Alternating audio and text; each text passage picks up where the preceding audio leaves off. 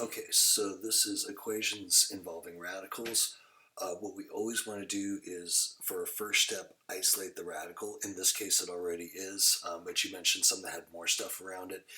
Yeah, if that was the case, then you would bring everything over until you got it simplified to here. So you want it as, oops, I'm on the eraser, the root by itself with whatever's going on under there equals, it could be just a number or it could be an expression over on that side, but you want to get this piece by itself. So once you've done that, then you're going to square both sides, and that's because powers and roots, they're inverse operations to each other, the same way that if I have, math plus 3 on this side, I use its inverse operation, minus 3, to move that over. The roots and powers have that same relationship with one another. So the square undoes the root, and that lets us get at that stuff underneath the root. And on this side we have x squared. So from here, this is a spot where it really depends how long ago your intermediate algebra is. Remember, this class does have a prerequisite course, and that is Math 98. So if you just took Math 98, you would have spent a week learning factoring, which is what this next skill is. If you haven't done intermediate algebra for a while, this is a really good spot to stop and then go to section 5.2 in this course, and that is where I cover that review material. I know it shows up prior to the review, but I either have to put, there's factoring in the roots, and when we get to chapter 5, we're going to find roots in that section. So one of these things had to go first, and this is a review, like I said, of the prerequisite course. And people aren't very good at it, and almost everyone needs to review it for it to come back. So if this is a skill that you're not quite up to date on, it's section 5.2, and it's the first 6 examples, although I suspect if you just got through 1, 2, and 3, yeah, like even the first 4, this is the stuff that you have to remember to be able to do these next few problems in chapter 4. So that's where you can go take a peek at it. Okay, so now with that, let's finish this out. To solve a quadratic, we're going to have, that's what this 5.2 is about, and there's like 4 different ways to do it. If factoring works, it's the easiest, so that's what we'll be seeing in this section, is just factoring. So what we do is we get everything over to one side.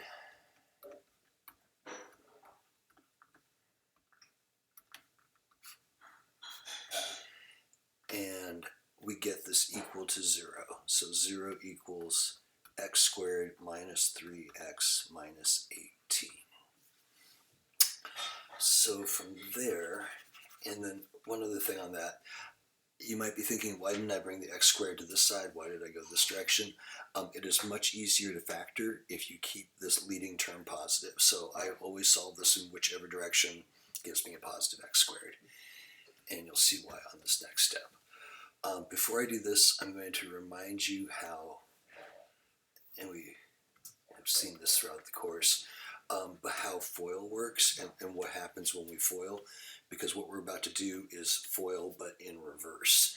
So when we FOIL, we go first x times x, x squared, outer, 2x, inner, and last.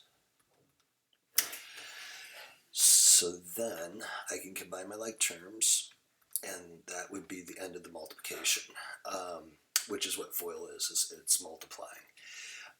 Much like here, if I go 2 times 3, that equals 6, that was multiplying. What we're going to do here, factoring, that's when we think of a 6, and we go, what multiplies to be 6? And we break it down to the 2 times 3. So this is where we're trying to get to now. So this is now multiplied, so it's like we have the 6, and now I want to try to figure out how can I get back to here.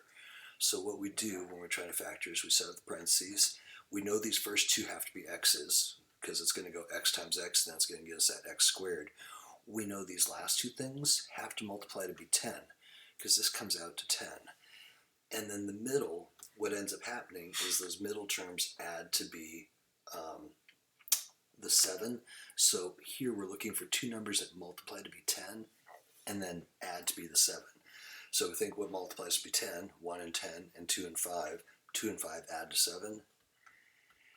And then there we are, we have that factored. So we're back to like the 2 times 3 form of this. So what we're seeing here in solving these quadratics is we're given this version and we're trying to solve it to here. And once we have this, then we can finish solving the equation in this case. So on this side, we are asking ourselves what multiplies to be negative 18 and adds to be negative 3. So we set up our x's. And for numbers that multiply to be 18, we can have 1 and 18, 2 and 9, or 3 and 6. And notice this is a negative 18, so one of these numbers is going to be negative and one's going to be positive to multiply to a negative 18. And so looking at those choices, it looks like if I make the 6 negative and the 3 positive, 3 times negative 6 multiplies to negative 18, 3 plus negative 6 adds to be negative 3. And so those are my factors. So if you FOIL this back out, it's because now we can say, if I have something of the form 0 equals a times b, which is what we're looking at right there, either a or b has to be 0, right? Because it's either 0 times something or something times 0 for that to come out to 0. So what that lets us do is split these up and say either x plus 3 is 0 or x minus 6 is 0. And then we figure out what numbers make that true. Just solve these equations over, subtract the 3 on both sides, and we get negative 3. And here we get x equals 6. So those are the two values that if I plug them into this equation back here, let's do it. Negative 3 squared would be 9. Minus 3 times minus 3, that would be plus 9. So 9 and 9 makes 18, minus 18, and there's the 0. Same thing will happen with this 6. That would be 36 minus 18 minus 18. That makes that 0. So basically we're going to use powers to undo these roots. And then we're going to get something quadratic. And then that's where we have to get it equal to 0 and factor and solve. And so this stuff, like I said, this is the new material. This is the part that if your prereq on this is not super recent, lots of people have troubles right here. And again, to address that, maybe check out 5.2 because that's where that is reviewed. There is still one last thing to this problem to do. Let me get my eraser here.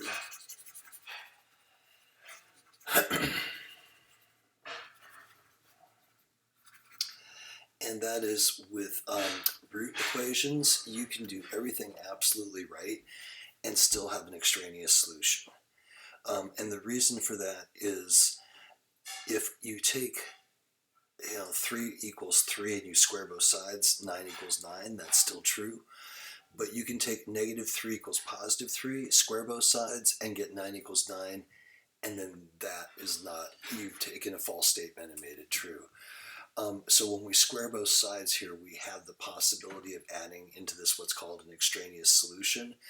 And so what we need to do is check these answers and make sure that they come out.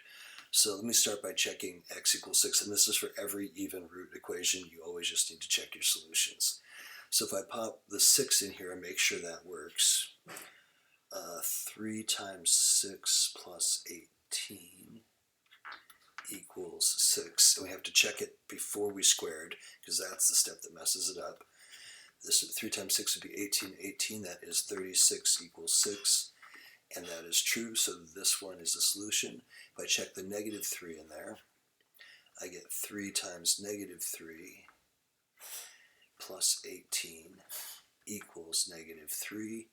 This would be negative 9 plus 18, that is square root of 9, and that does not equal negative 3. So this one is extraneous, and we would have to exclude this solution. Is there anything else I wanted to say on that? Oh yeah, so when you get a negative number in these, be totally suspicious, because what happens is you can't have the square root equal a negative. If you think about what our square root graph looked like, we didn't put in negative x's, and we didn't get, when we put in x, we got out positive values for y. So we can't have the square root of some math equals a negative number, that is not possible. So anytime you see that, which right there I could see, oh, it's going to equal a negative, so I knew this one wasn't going to be legitimate. But be suspicious of those negative values. And again, if this factoring step, if this isn't familiar, pop to 5.2 and work on those first few factoring problems. That's going to review this material. And again, once you can kind of do one of these, it's the same process over and over. It multiplies to the end, adds to the middle. But that's a step that'll be really uncomfortable if you haven't done that for a bit.